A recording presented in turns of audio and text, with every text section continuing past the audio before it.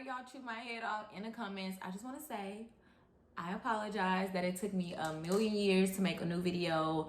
I did not expect that many people to like my last video about the pop-up shop. I'm so excited that it was helpful for most of y'all, and I just want to make this an update video about how business is going for me, life after the pop-up shop. So I'm just gonna jump right in and talk about some things that people have messaged me, questions that they had. So let's go. Business after the pop-up shop has been amazing. My business has grown a lot more this year than I even imagined that it could so fast. If you want to know what happened after the pop-up shop as far as my customers, a lot of my customers are still customers to this day, because I don't know if you guys remember, but from my pop-up shop video, I showed where I had my iPad on display in front of my table, and that's what I was using to capture email addresses to build my subscriber list while I was there as they were making purchases.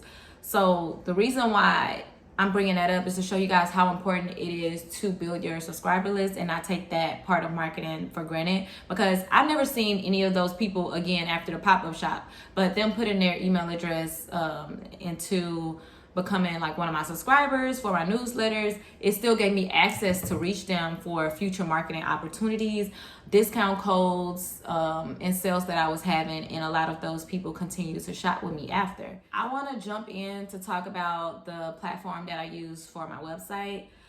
So initially I was using GoDaddy.com, which was a good site to start off with if you're not really into or have the patience to build a site. It was pretty easy. They give you like pre-made templates and things like that. But around January, I transitioned to Shopify. And I know people think Shopify is so overrated, this and that. Who cares? Shopify is a great platform to start on. I think Shopify scares a lot of new business owners because it is a lot to take in. Once you log in as a business owner, there's so many numbers and words and all of this analytics and stuff that you kind of have to do research on for you to really understand, to be able to take it in. But I believe that Shopify is the best platform for small businesses and growing businesses, because once you do understand and do your research, everything that Shopify is telling you on the back end is going to help you grow at a much faster rate. It's going to make everything so much easier for you, like y'all don't understand. So I'm going to give y'all an example of some ways that Shopify can help you. So let's say I have this strawberry body butter.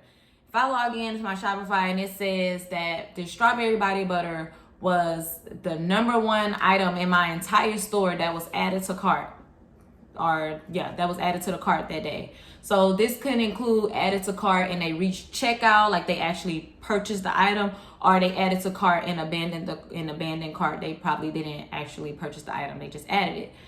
Even though everybody didn't purchase this item, it was still the item that was most added to cart. So that lets me know that it's something about this product that everybody really, really likes, and then it's something about this product that people like, but they weren't quite sold on yet. So that would let me know as a business owner to go and look at the product page for this item. What can I do to make this product page really just stand out, or make this product stand out, make it more convincing?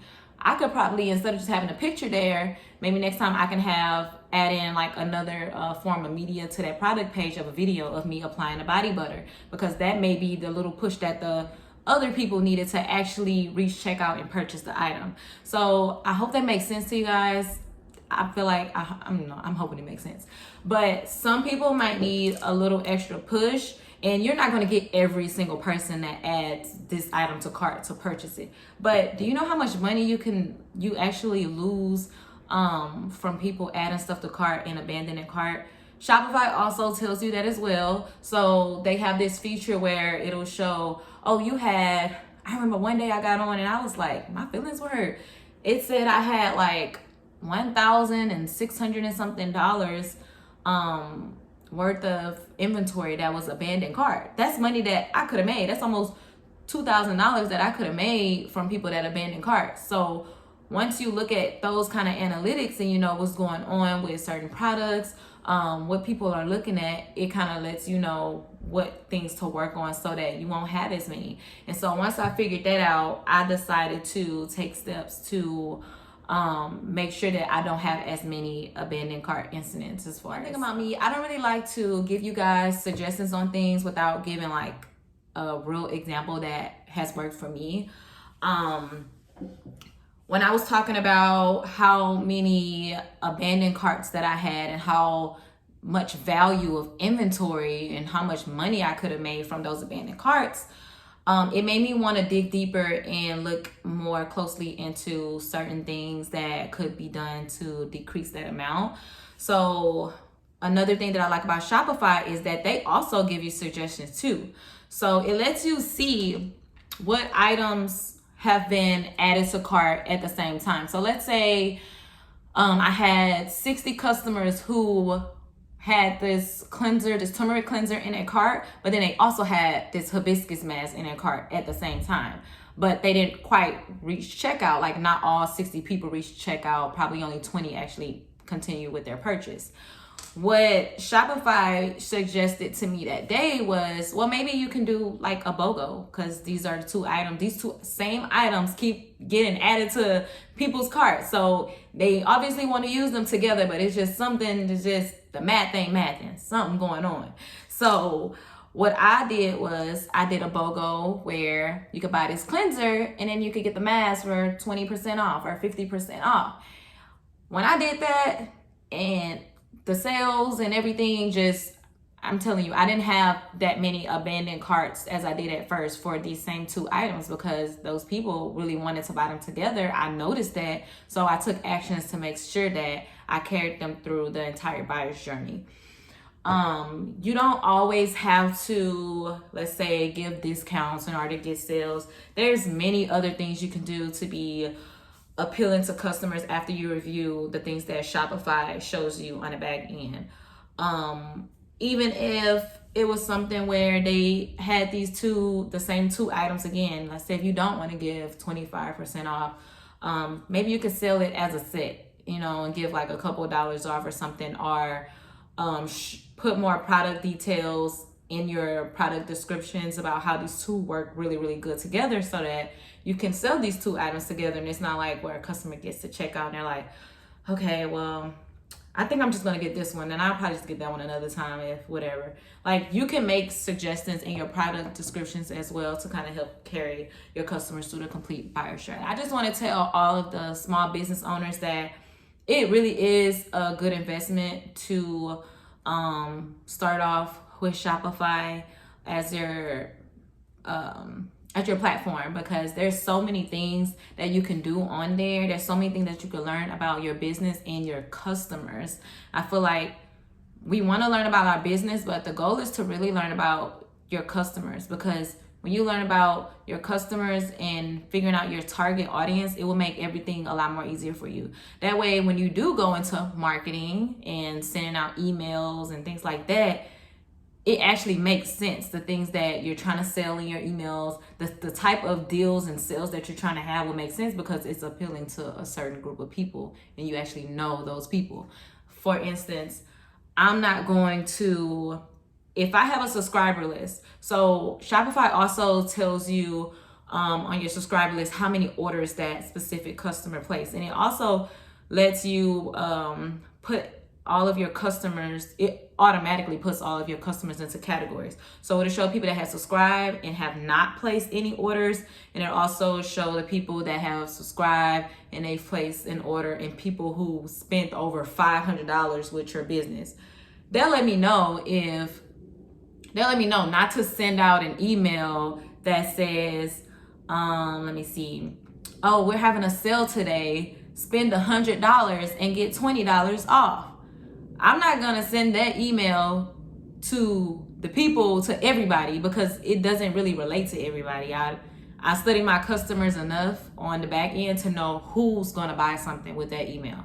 So I'm not going to send that email to people who have been subscribed for months and have never placed an order. Why would I expect them to spend $100 their first time making a purchase just to get $20 off, when I have people that have spent over $500 for me, and they usually always make huge purchases, at least $80 to $200 in purchases, those are the people that I want to send that specific email to. Now, the people who have never made a purchase, I would probably send them an email about like free shipping. Hey, I noticed that you haven't made a purchase with us yet. Here's free shipping on your first order. Something of that nature, you know what I mean? I can't really think on the spot like that, but what I'm pretty much trying to say is that when you pay attention to your analytics, it's very important because it makes everything easier for you. You don't just be working hard and you're gonna bust your behind and doing your business anyway, but you're not gonna just be doing stuff blindly and without any reason or without any vision or anything.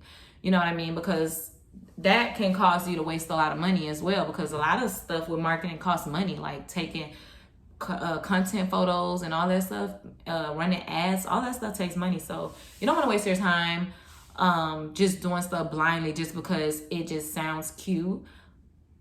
Okay, that's cool too, but you kind of want to actually get something. You want to see progress in the things that you're doing, if that makes sense. If y'all want me to make a video talking more in depth about Shopify and like showing you certain things, I am going to insert some clips here, but if y'all want me to show y'all, I really would, because it's a lot to talk about how Shopify works and the things that it can do for your business. So yeah, I don't want to make this video that long, so I'm going to move on to the next topic. Okay, now I want to really get into marketing because it is my favorite thing about being in business. I feel like once I started to understand it a lot more, it's becoming fun. It's one of the most exciting things to do, and it's something that I actually look forward to now. So marketing can be from sending emails, text messages. It can even be just you posting something on Instagram, on your Instagram story, running ads. All of that is considered marketing. Anything trying to reach your target audience is a form of marketing. So let's rewind and go back to just Instagram posts. Let's say I have this turmeric cleanser. I would try to stay away from just posting a picture of this and saying captions like, our new turmeric cleanser is available. Click the link in our bio so that you can get yours. Hurry. And then throw a couple hashtags in there.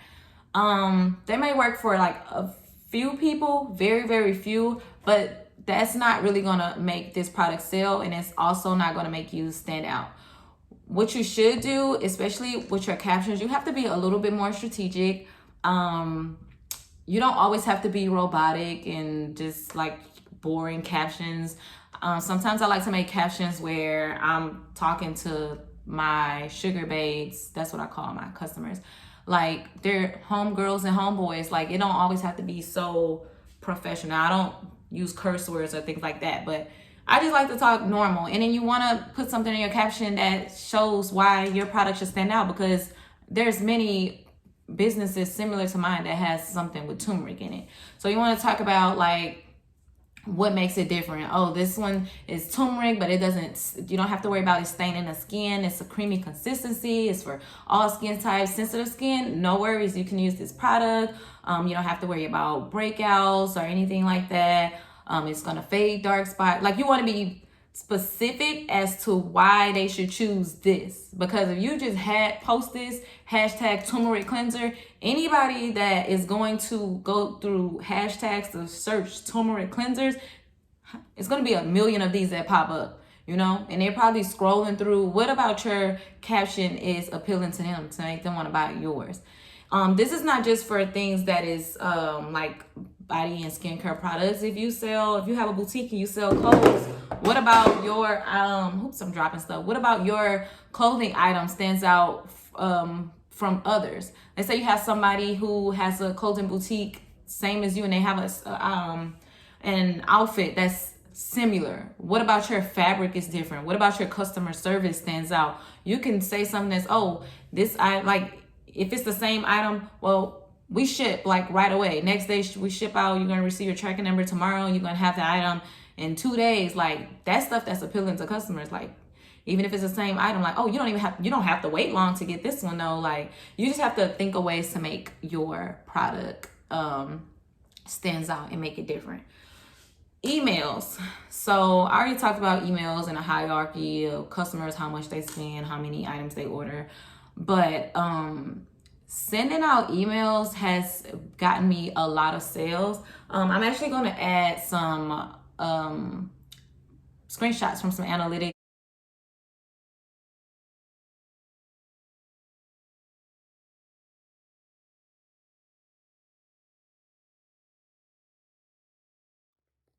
I'm recording from my phone right now, but these are some of the orders I have to fulfill from the flash sale. From some of like my top sales that I've had recently, so that you guys can see how much I made just within like a few hours of running sales. And emails are the best. You can post on social media to reach people that has never heard of you and things like that. But then you know that the people who subscribe to you are people who actually want to hear from you, people who look forward to seeing what kind of items you have. So sometimes it's easier to just send an email or a text message because everybody got their phone on them all day. They probably see it. It's easier. It's convenient. They can just click the shop now thing and just add stuff to cart and then check out. So I really love marketing for that reason too. Sending emails and text messages, it makes it convenient for me, and it also makes it something convenient and making purchases convenient for the customers too. So I'm in Texas, and I can say that at least 90% of my orders are from out of state. So, and that's because of running ads and Instagram reach. So I want to make a separate video talking about that because even though I'm not a pro at it, I feel like that it has helped me a lot with reaching all those other states. I never knew that I would be able to get orders from some of the places that I have. I got an order from Hawaii, and it's crazy, guys. But yeah, I will make another video about that. One thing that I definitely want to touch on is it seems kind of basic, but I feel like it makes me more transparent and relatable to potential customers and customers I already have, is their ability to reach me, my accessibility as a business and business owner. So it is times where I see businesses post things like, don't DM us, send an email. And I get that that seems more professional, but I honestly feel like, especially if you're a business, like if you're a growing business, you never want to send people away just because they have a question. If they're asking you, hey, when are you going to get this product in stock? And they send it to your DM and you message them back and say, hey, send us the email if you want to know about. That's not creating that convenience for them. And then how many people really want to be okay with us response like that? So I'm only bringing that up because I have seen people do that, and I try to be big on convenience because I know that in the world that we live in today, that's what we thrive on. That's what most people do. Like, that's why everything that people do, they're not going way to the house to get on the computer to shop. People are literally shopping from their phones because they want convenience. So if it's easier for somebody who have scrolled on my Instagram, maybe I made a post and it made them think about a product. Maybe I posted a product of a face wash that I had, and they send me a DM or a comment and say, hey, when are you going to get that product back in stock? I'm not going to make them leave Instagram where they saw the item at to go send me an email and then wait for me to reply and stuff like that. I feel like customer service has to be really good, and not just customer service, but convenience. I'm going to hear that word a lot. Convenience is what's going to get you a lot of sales. You do not want to give your customers the runaround, and this is why you have to sometimes separate yourself as the owner of a business and put yourself in a position as a customer. Think about businesses that you shop with. How would you feel if things like that was done? Like, would you still be like, okay, I'm gonna send them an email, I want to wait, this and that? And as a customer, like, I don't think you would want to do that either, because I know that sometimes I'm lazy. I'm a lazy shopper. I'm not even gonna lie. I shop in my bed most of the time. So you think I want to wait to hear from somebody from an email? I don't think I'm not going to do all of that. And being transparent, being relatable to your customers.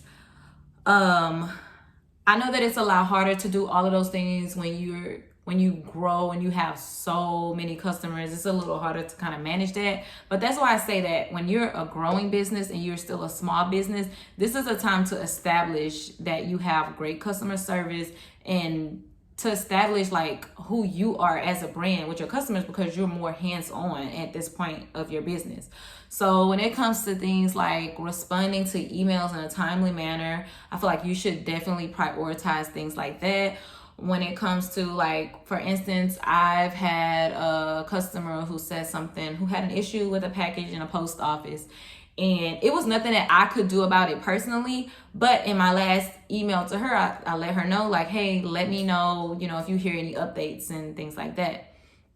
I didn't hear from her for a few days, but I sent a follow-up email on my own. She didn't email me or anything. I sent an email and say, basically like, hi, we had this. I kind of pasted the conversation that we previously had a few days before and said, hey, we previously had this conversation. I just wanted to check in and make sure that everything was okay with your package. She sent me like a long message about how she had got her package and she just forgot to update me, which is fine. Like, you're not obligated to. She was just saying it was so nice that I reached out to her and things like that. This person didn't live in my state. They lived in, I think, South Carolina or something like that. But that went a long way, because this one person referred like 3 other people to my business. And I knew because it was all the same address and like different names, our surrounding addresses, and they used their referral codes. And it was like 3 other people they referred to my business within that same week. And all of these people spent more than $150 each. So when I say like little things like that, it's very important in the beginning stage of establishing your customer service and the branding and everything about your business. It's really important, because this is the perfect time when, yes, things are hectic being a one-person show, but this is what I signed up for. Like, if I don't have a few minutes out of my time to follow up with a customer, then what am I doing this for? Because obviously being a business owner is not for me. So I just wanted to mention that to show you guys how customer service goes a long way. Like I said, I'm in Texas, and most of my orders aren't from Texas at all. They're mostly from up north, and I haven't even been up there. So it's just funny to me, and it's crazy sometimes. I can't believe it, but it just shows like most of my customers use referral codes. I have like rewards programs. So I use referral codes from friends, and it just lets me know like word of mouth goes a long way too. So it's not just ads and stuff like that. You know how much money you can save with just people referring people to your business as like through word of mouth? Like, that's crazy. So, and they will only do that if you have good customer service. If it's bad customer service, I doubt that these people are going to be like, hey girl, you should go shop at this business. Your package might not never come. They might curse you out in an email too. But that body butter though is good. And nobody's saying it for real at all. So I just looked at how much I've been talking in this video. I talk this much in real life, so I'm actually gonna make a second video that I'll probably post like next week or whatever. But I do want to talk about one more thing. I forgot. Oh, so you can come up with incentives to help you build up your customer base and also get you more orders. So I have a plugin that I added on my Shopify to have like referrals programs. That's another thing you could do with Shopify, is add all these different plugins. I'll talk about in another video. But it's a plugin basically for a rewards program, and I call them glow points.